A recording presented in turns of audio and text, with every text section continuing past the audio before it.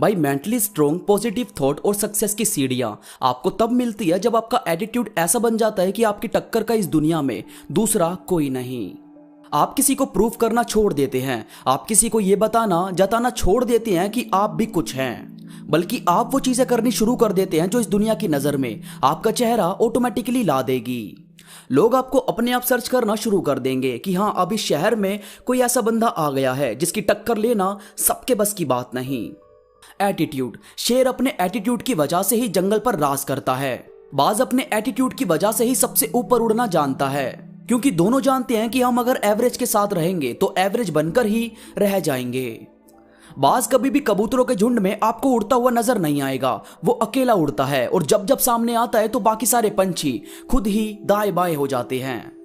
तो भाई अपने एटीट्यूड में सबसे पहली और जरूरी चीज शामिल करो, ग्रेटनेस। जैसे एक पंछी था जिसे उसके मालिक ने हमेशा पिंजरे में ही कैद करके रखा। वो कहीं बाहर उड़ता नहीं था, हमेशा उसी पिंजरे में रहता, उसी में पैदा हुआ, उसी में अब बड़ा भी हो गया था और उसी में शायद मर भी जाएगा। मगर एक दिन उसके मालिक से वो पिंजरा खुला छूट गया। अब खुला छूटा तो काफी देर तक तो वो पंछी उसी में बैठा रहा, क्योंकि उसे मालूम ही नहीं था कि इससे बाहर भी उड़ा जा सकता है, मैं इससे बाहर निकल सकता हूं। वो तो बस उसी में रहा और बड़ा हुआ है। तो थोड़ा थोड़ा करके वो बाहर की साइड आया और हल्के से उड़ने की कोशिश की। वो हल्का सा उड़ा तो पहले तो गिर गया, फिर दोबारा उठा और जोर से उड़ने की कोशिश की। इसके बाद तेज हवा आई और उसे अपने साथ उड़ाकर ले गई। पहले तो उसे समझ ही नहीं आया कि ये कौन सी दुनिया है, ये मैं कहां निकल गया हूं, मेरा मालिक जो मुझसे इतना प्यार करता है वो मेरे बारे में क्या सोचेगा। जबकि उसे थोड़ी ना पता था कि उसका मालिक ही उसका दुश्मन है, जिसने सारी जिंदगी उसे पिंजरे में कैद रखा। वो उड़ता रहा तो भूल गया कि जाना किधर है। बहुत इधर उधर घूमा, कहीं से उसे अपना पिंजरा नहीं दिखा। फिर वो थक हार कर एक पेड़ की डाली पर बैठकर रोने लगा। अब जिस पेड़ पर वो रो रहा था उस पर बहुत सारे कबूतर अपना अपना घोंसला बनाकर रहते थे। शाम के टाइम वो अपने घोंसलों पर आए तो उन्होंने देखा कि कोई नया पंछी उनके पेड़ की डाली पर बैठकर रो रहा है। उन्होंने सबने झुंड बना लिया और उससे पूछना शुरू किया कि कौन हो, कहां से आए हो और रो क्यों रहे हो। तो उसने पूरी बात उन बाकी कबूतरों के झुंड को बता दी। अब जब ये सबने सुनी तो सारे कबूतर जोर जोर से हंसने लगे। अब बेचारा ये कंफ्यूज हो गया कि ये तो मेरा मजाक बना रहे हैं। फिर उन कबूतरों में से एक कबूतर ने कहा कि पागल, तुझे रोने की जरूरत नहीं है, तू उस चीज से आजाद हो गया है। वो एक बंद पिंजरा जो तेरी काबिलियत तुझे बता ही नहीं सकता था, तो तेरी काबिलियत ने तुझे खुद ही ढूंढकर उस पिंजरे से बाहर निकाल दिया। तू किसी पिंजरे में रहना डिजर्व नहीं करता। ये पूरी दुनिया, ये नीला आकाश तेरी उड़ान के लिए बना है। तू उड़ाकर हमारे साथ दाना चुगने जाया कर और शाम को यहीं किसी डाली पर पिंजरा बनाकर हमारे साथ रही हो। हम सब हमेशा खुश रहते हैं। बस उस दिन के बाद वो नया पंछी सबसे दूर दूर तक उड़ सकता था, घूम सकता था इस पूरी दुनिया में। तो यार बात होती है कि आप जिस दायरे में रह रहे हो, देखो कि क्या इससे बाहर भी दुनिया है, क्या इससे बड़ी भी चीज अचीव की जा सकती है। और की जा सकती है तो भाई छोटा सोचने की नीड नहीं है, हमेशा ग्रेटनेस हासिल करो।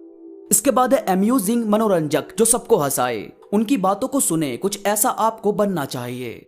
आपको पता है ये जो बड़े बड़े एक्टर्स होते हैं, कलाकार होते हैं, ये हमें उम्र भर एंटरटेन करते हैं। अपने अभिनय से हमें हंसाते हैं, रुलाते हैं, हमारे अंदर जोश भर देते हैं और इसी वजह से हम इनसे बहुत ही ज्यादा अटैच भी हो जाते हैं। और कभी जब ये इस दुनिया को छोड़कर चले जाते हैं तो हमें काफी ज्यादा पेन होता है कि हमारा पसंदीदा कलाकार इस दुनिया से चला गया। तो यार देखो, उन्हें ना तो आप पर्सनली जानते थे, ना कभी मिले थे। वो बस एक आर्टिस्ट है जिसके तौर पर आप उन्हें जानते हो। इसके बाद भी आप उनसे इतने ज्यादा अटैच हो गए। यानी कि आपका किरदार, आपकी छवि ऐसी होनी चाहिए कि अगर पर्दा गिर भी जाए तो लोग ताली बजाते ना रुकें। इसीलिए थोड़ा एंटरटेनर होना जरूरी है, इससे लोग आपको जिंदगी भर नहीं भूलते। इसके बाद है सपोर्टिव। आपके लिंक में कोई इंसान है या आप खुद भी हो। कभी ऐसा हुआ है कि आपको किसी ने अपने सपनों पर काम करने के लिए अप्रोच ना किया हो और वहीं एक इंसान हो जिसे आप पर बिलीव हो, तो वो इंसान हमें जिंदगी भर याद रहता है। तो बस आपको इस चीज से समझ आ गया होगा कि सपोर्टिव बनना कितना जरूरी है। इसके बाद है चैलेंजिंग। यार देखो, सिंपल चीजें तो कोई भी कर लेता है, बात तो उसकी है जो चैलेंजिंग रोल प्ले करे। अब जैसे श्री राम अपनी वाइफ के लिए एक ऐसे राक्षस से लड़ने के लिए आगे आए थे जिसने काल को भी अपने वश में किया हुआ था, और नतीजा क्या सामने आया कि सत्य की जीत हुई और आज हम श्री राम की पूजा करते हैं। तो भाई चैलेंज लेना बहुत जरूरी है। याद रखो, दुनिया के इतिहास में सिर्फ उसका नाम लिखा जाता है जो या तो जीतते हैं या अपने हौसले से सामने वाले को हिलाकर रख देते हैं, उनका नहीं जो हारने के डर से गिव अप कर दें। तो थोड़ा सोच कर चलो। और भाई केयरिंग बनना बहुत ही ज्यादा जरूरी है। अपने लिए और अपनों के लिए केयरिंग इंसान होना ही चाहिए।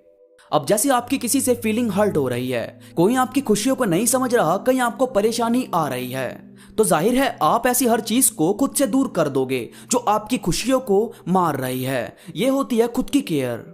और आपके अपने किसी परेशानी में है, वो आपसे कुछ मदद चाहते हैं या वो हेल्प नहीं मांगते तो भी आप उनकी मदद करने के लिए आगे आते हो, यह होती है अपनों की केयर।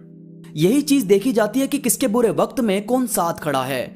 इसीलिए किसी के वक्त का मजाक मत बनाओ, हो सके तो उसकी मदद करो ताकि सबकी जिंदगी ब्यूटीफुल तरीके से चल सके। दोस्तों उम्मीद करता हूं मेरी बातों ने आपके अंदर एक जज्बा भरा होगा, आपको ये वीडियो पसंद आई होगी। वीडियो में आपको कोई भी बात अच्छी लगी हो तो लाइक जरूर करो और कमेंट करके मुझे जरूर बताओ। इसके साथ ही मुझसे इंस्टाग्राम पर अभी जुड़ो, इंस्टा पर मैं काफी चीजें अपडेट करता रहता हूं जो मुझे यकीन है कि आपको जरूर पसंद आएगी। इंस्टाग्राम का लिंक नीचे डिस्क्रिप्शन में मौजूद है। तो अभी के लिए बस इतना ही, मैं मिलूंगा आपसे नई वीडियो के साथ, तब तक के लिए धन्यवाद।